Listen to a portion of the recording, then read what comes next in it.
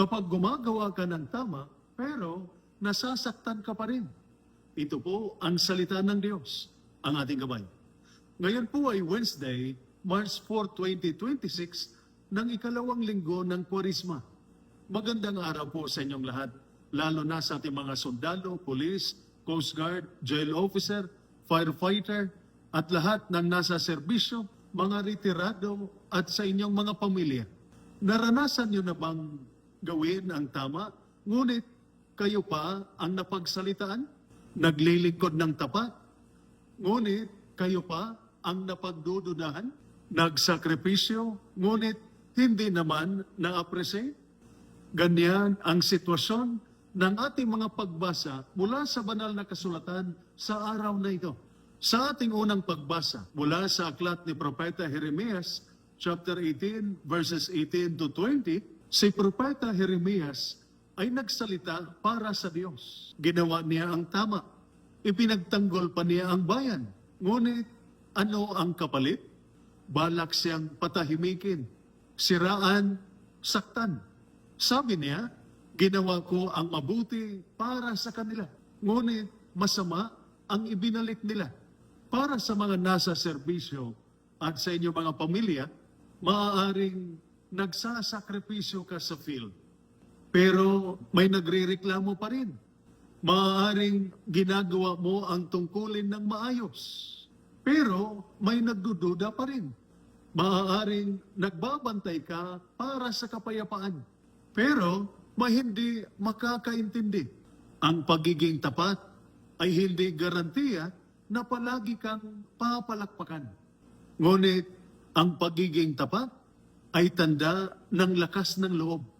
Sa ating ebanghelyo, mula sa ebanghelyo ni San Mateo, chapter 20, verses 17 to 28, sinabi ni Jesus na siya ay maghihirap.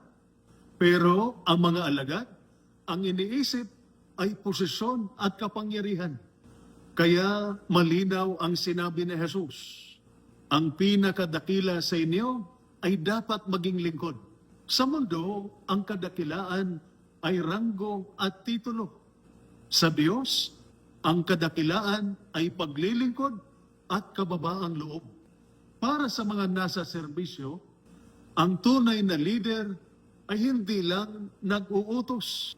Siya ay handang magsakripisyo. Ang tunay na lakas ay hindi iyabang. Ito ay kontrolado at may malasakit. Kaya ano ang hamon nito para sa atin? Kapag gumagawa ka ng tama pero nasasaktan ka, huwag kang tumigil. Kapag hindi ka na-appreciate o hindi ka nauunawaan, huwag kang mawalan ng pag-asa. Sa mga pamilya na naghihintay at nag-alala, alam ng Diyos ang inyong sakripisyo. Sa mga retirado na minsang naglingkod, hindi nakalimutan ng Diyos ang inyong katapatan.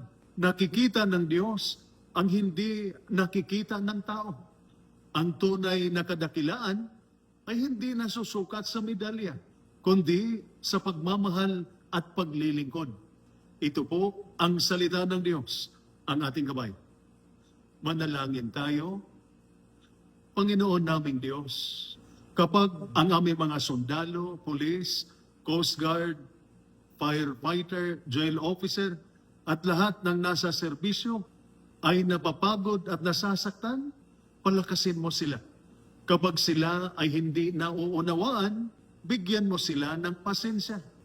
Turuan mo silang maglingkod ng may kababaang loob at manatiling tapat sa kanilang tungkulin at sa kanilang pamilya sa pamamagitan ni Kristo na aming Panginoon. Amen. At sumainyo sa inyong pamilya ang pagpapala na makapangyarihang Diyos, Ama, Anak, at Espiritu Santo. Amen.